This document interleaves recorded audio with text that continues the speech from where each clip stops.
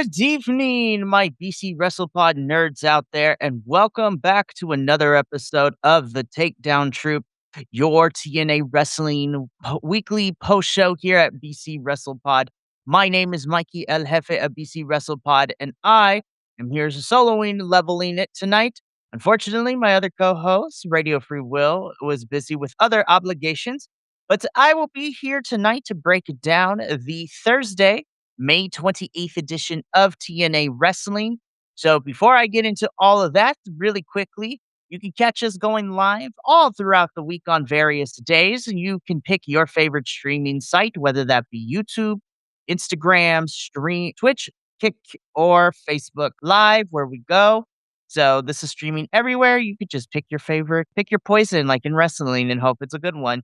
But we also have social media that you can follow as well. We are at BC WrestlePod across most social media sites where you can see clips from our shows, report cards of the weekly TVs and the pay-per-views, as well as some other fun goodies over there that you can only find on the socials. We also have some merch available at our shop, bcwrestlepodshop.fourthwall.com. And last but certainly not least, we have a coffee bot, however you want to pronounce it. And it helps us pay for all these pay-per-views, especially this summer, because this is going to be a jam-packed one, and we are going to need all the help we can get. So, with that out of the way, I am here to break down this week's TNA Wrestling. This is a bit of a shorter show, not much to discuss. We had pretty much a good chunk of our opening and main event take the time slots, but we got some other stuff to talk about as we are gearing up for Slammiversary come the end of the month in June. So let's get things started. So here we go. We kick things off with this week's TNA with our men's champions challenge. So this is the team of all of our men's champion in TNA, which includes the TNA World Champion Mike Santana, the TNA International Champion Mustafa Ali, our X Division Champion Cedric Alexander, and our Tag Team Champions Brian Myers and Bear Bronson. And Cedric, Bear, and Brian make up the system, so that's on the champion side.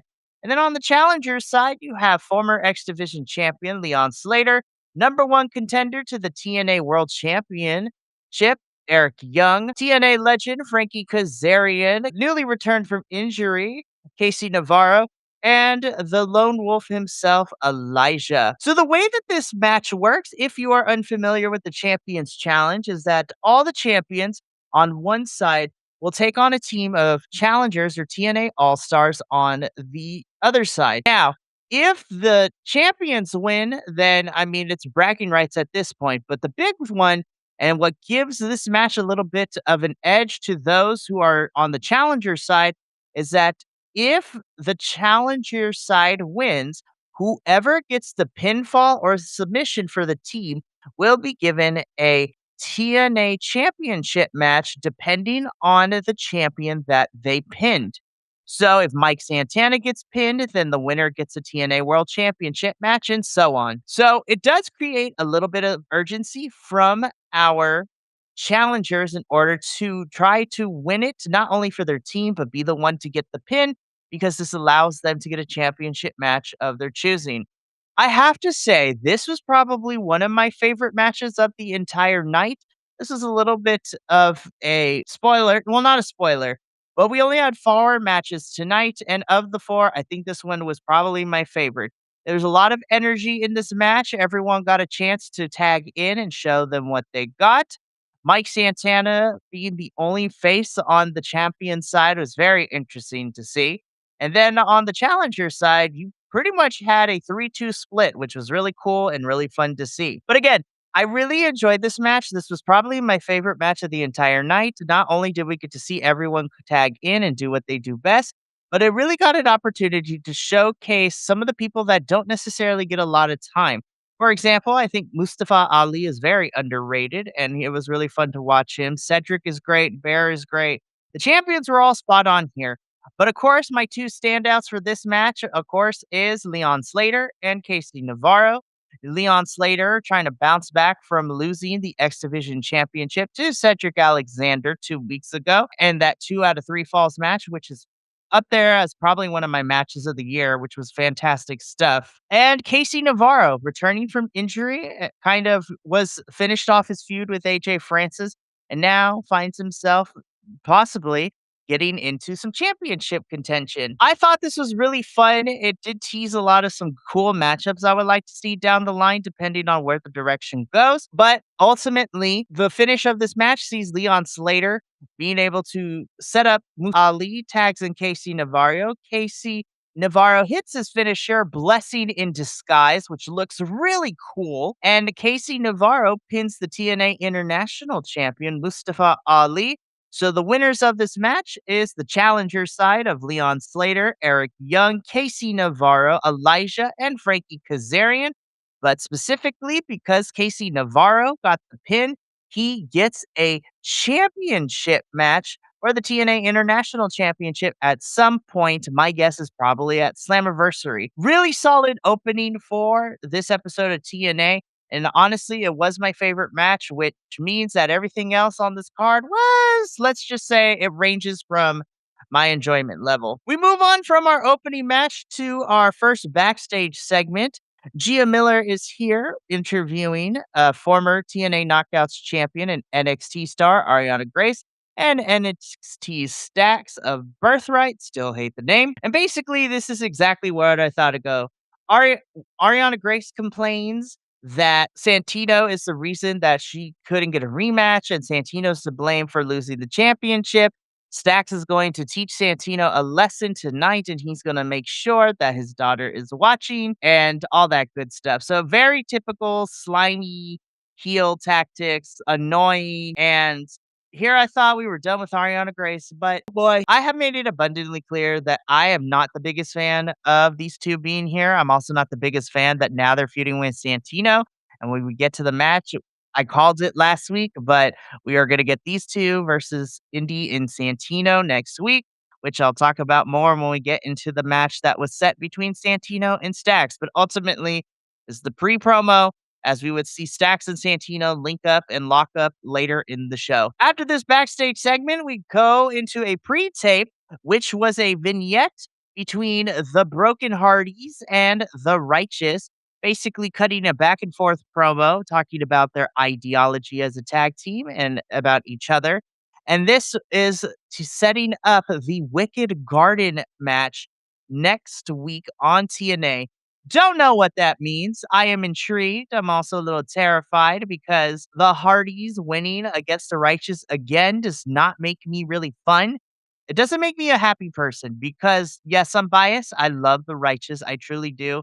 But the tag team, the men's tag team division specifically, like we have feuds that are not just or that are not for the title, but the Hardys have always gotten the better of the Righteous. And I feel like the Righteous need to be put over in this match. So hopefully the Hardys will put them over. I doubt it, but we will see next week how this goes. And I'm interested to see what a Wicked Garden match is going to be. Is it live? Is it pre-tape? We shall see how that turns out next week on Thursday. But after this pre-tape, we get into our second match of the evening, which is a knockouts match where we see, the Diamond Standard herself, Tessa Blanchard, taking on not newcomer to TNA, but newer. She's only been here for a couple of months in Harley Hudson. I thought this match was pretty solid. It was nothing to write home about, for sure. I do think that the chemistry was not the best between Tessa and Harley, but I do think that as the match hit its second and third act, I do think that the chemistry did get a little bit better. Harley definitely put in the offense for this one. And this was a lot more back and forth than I thought it was going to be. I honestly thought it was going to be a squash match, but I am glad to see that this would give it a little bit of a back and forth. But to nobody's surprise, including me, Tessa Blanchard picks up the victory over Harley Hudson. I don't really have too much to say about this match only because I kind of figured that the result was going to be Tessa winning. I don't know what we're doing with these two. Initially, like I thought we were going to get more between, Allie and Rosemary and Mara versus the Diamond Collective. And I also thought we were going to get, because we set up that those three are also going after the Elegance brand for the titles. So I don't know what we're doing with the Diamond Collective. I don't know what's going on with Tessa and Mila Moore and Victoria Crawford. Like, I don't know what's happening over there. So we'll see what happens. This was a strange match to be made because this was made from a internet social media exclusive backstage clip. So very weird that we got this match, but hey, Knockouts division, love them. I want them to get more time, and we need to develop the stories a little bit better. But again, this wasn't that bad. It was serviceable. It was fine. But I do want to see better from everyone and more feuds because we have some knockouts. We're just not using them a lot right now. So after this match, though, we cut backstage once again. We have the Iceman, George the Iceman, Mr. Concierge of the Elegant brand himself. Have a quick conversation with Lee and basically tells her to not screw it up for the Elegance brand later tonight for the Knockouts Champions Challenge. Lee intimidates and scares him away, and she continues to go back training. So, again, just setting up our main event, and we move on with our lives into our next match, which, oh my lord, this was not great. I was not a fan of this match. I don't know why we're doing this feud, but to me, this is the worst match of the night. NXT Stacks versus Santino Marella. Why is the story happening? I couldn't even begin to tell you. Why did we get this match? Because why not? I think the basis of this feud, in my personal opinion, is really stupid. Now, normally I'm here for some dumb stuff in wrestling. I love it. Sometimes it could be a great thing. But I don't care about this story. I truly do not, and I'm trying to figure it out as to why we are doing this. But this match doesn't go as long. We only go about 7 to 8 minutes. Ariana Grace helps Stacks pick up the victory over her dad, Santino Marella. Yeah, this was not fun. I did not enjoy this match. I don't care about this feud, but we're continuing it anyways. So post match, Stacks and Ariana beat up on Santino. Indy Hartwell comes out for the save. Indy gets on the mic. She tells the crowd, hey, you know what, Ariana and Stacks, I'm tired of you two always doing your thing. And so how about we have Santino and Indy versus Stacks and Ariana right here tonight, which then prompts Daria Ray to come out.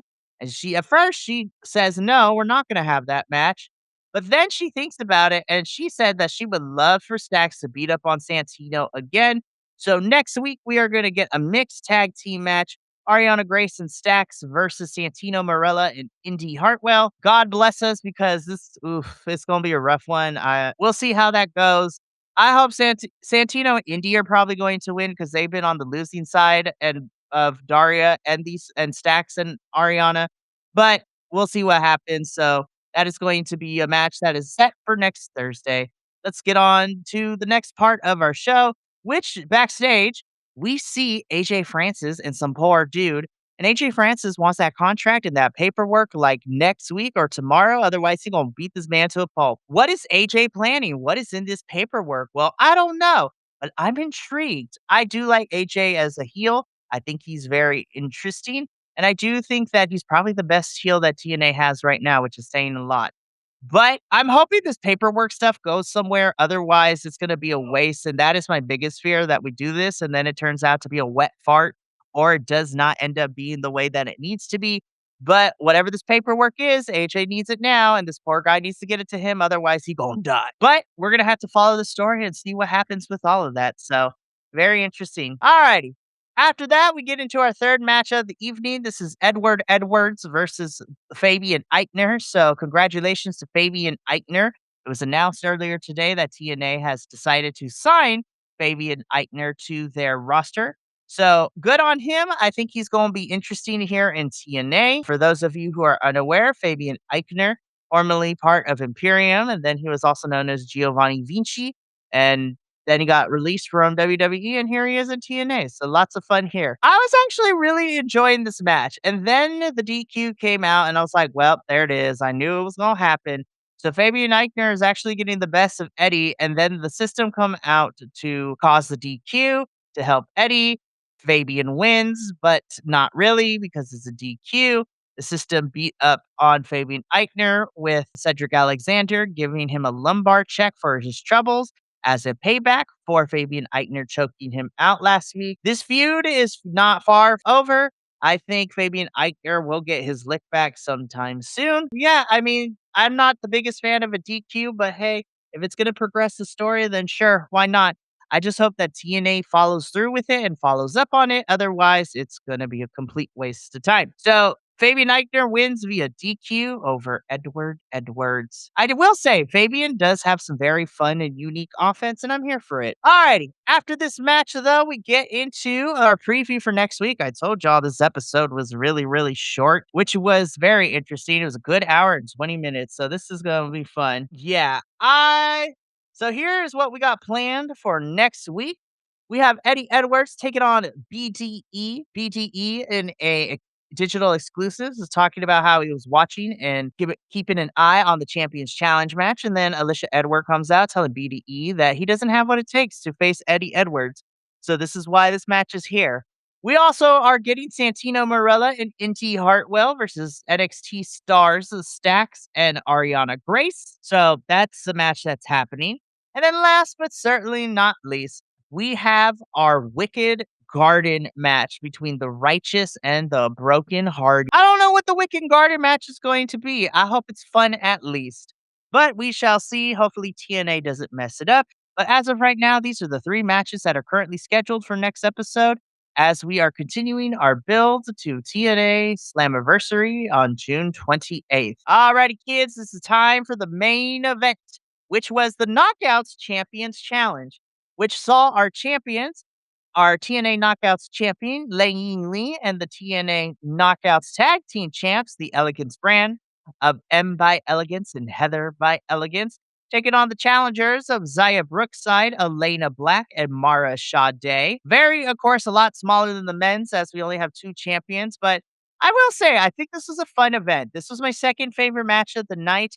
I wish that they got a little bit more time than 13 minutes, but I will not complain. I do think that the women definitely had a different dynamic than the men's. It's very interesting that most of the competitors in this match are heels, with 4 out of the 6 being heels, which are the Elegance girls, Elena Black and Zaya Brookside, and Mara and being the faces. So this match was a lot of fun. Again, I think the Elegance brand girls are very good. And I hope that they continue to develop and love to see them be single stars later down the line here in TNA. But this was a really fun match. Again, second favorite match of the entire night. Not as clean or as high paced as the men's one, but still very fun. Ultimately, Zaya Brookside would get the victory for the challenger side. So Zaya Brookside, Elena Black, and Mara Sade are the winners of the of the Knockouts Champions Challenge. And Zaya Brookside pins Lei Ying Lee. So Zaya Brookside will get a future TNA Knockouts Championship match down the line. And that is how TNA goes off the air this week.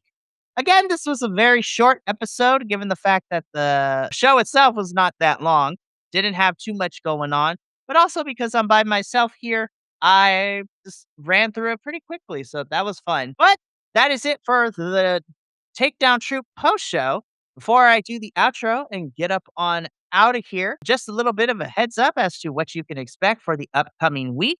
So we are officially done this week, but we pick it up once again this Sunday, May 31st at 11 a.m. Pacific, 2 p.m. Eastern.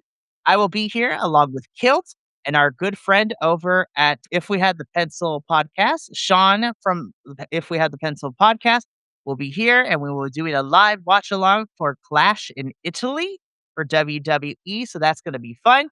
And then a bit of a change in programming for the next 2 weeks. So on Monday, we will be doing our AEW post show. Yes, you heard that correctly. We usually do it on Tuesdays, but given some changes that are happening in the next 2 weeks with my schedule, we will be doing this upcoming week's AEW post show on Monday. Then on Wednesday, we will only be having the CMLL show on Wednesday night at 8 p.m. Pacific, 11 p.m. Eastern. On Friday, I'll be back. We will be back once again for TNA. Then on Sunday next week, we will have our AEW post show because of reasons. And then that leads into the following Monday as we will be doing a double dose of post shows with first NJPW's The Best of the Super Junior 33 finals. and then Eve 150. So Benny and I are going to have a busy 2 days together very soon. So that is always going to be a good time. But that's going to be it from me here this evening. Thank you so much for tuning in to this very quick post show, the May 28th edition of TNA. I will see y'all again on Sunday for the WWE Clash in Italy watch along.